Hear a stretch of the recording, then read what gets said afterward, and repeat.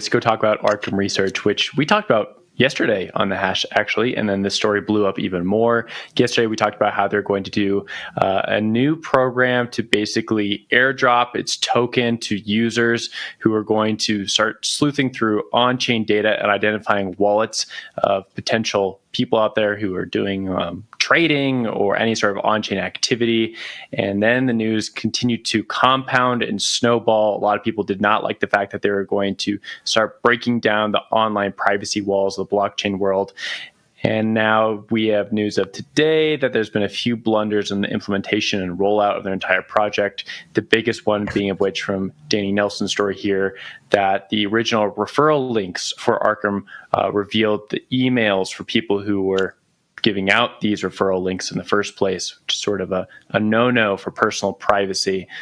This team is definitely under pressure right now from crypto Twitter. I haven't seen a live roasting of a project like this in a few months, but I think it sort of just kind of comes back to a few touchy subjects in crypto, the biggest one of which being you cannot reveal someone's privacy. You cannot dox somebody. Doxing is a huge deal within crypto. And this project, for many reasons, it almost seems like a strategy, decided to lean into doxing people to get attention on its project. Wendy, I want to throw a story to you, get your take on it. Wow.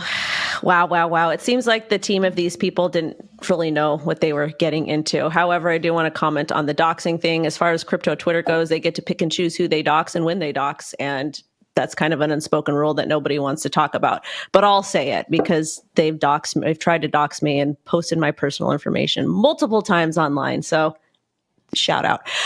But I think that we're trying to operate in a true decentralized economy, and we're going to see projects like this pop up. However, I feel like they did a lot of not good things by doxing people with the email and with the ref link and that type of stuff. Like technically they can do this because it is a true decentralized economy, but at the same time, it's not really ethically something that should be done. However, people can simply search, Etherscan, different blocks, et cetera, to pull information if they want to. And we've seen that happen before.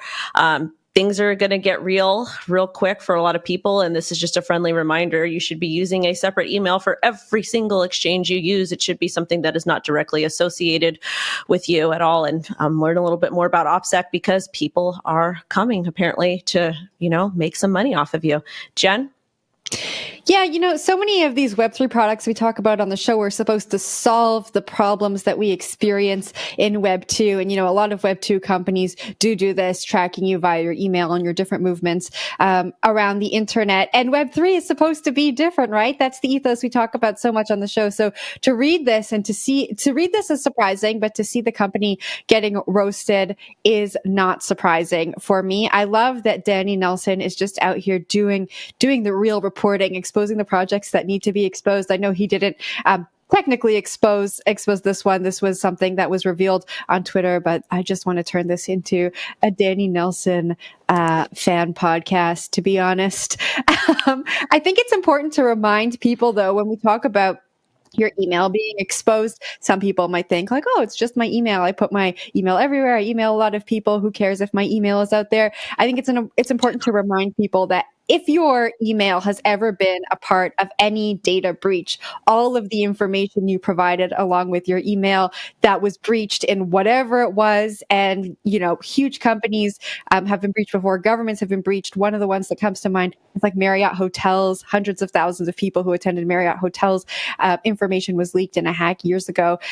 All the information you provided with that email address can now be coupled together and, sold to bad actors or given to bad actors or used by bad actors. And so I think that's an important part to bring up as we talk about this story. Will? Yeah, so one note we have to make, the CEO did address this yesterday on Twitter, saying that they had changed the program for the referral links and now it's encrypted. So going forward, they won't have this problem. And the excuse or the alibi they used earlier for why this had happened was that they were a smaller company and that they had this referral system in place from a beta phase. And so they hadn't changed it beforehand. And now it's changed as they've grown tremendously. The one thing I want to go back to before we go on to the next story is sort of just talking about like the purpose of privacy in crypto and what these wallet services do. There's a few out there. Nansen is probably one of the other most famous ones. And essentially the idea is, let's use the context of on-chain data to identify who is the owner of a wallet.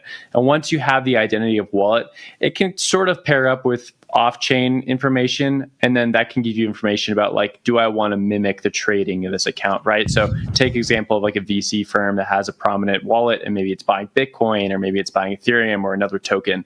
A lot of people will look at these wallets called whales, and they'll be like, hey, I want to mimic that person, or I want to time my trades with that person.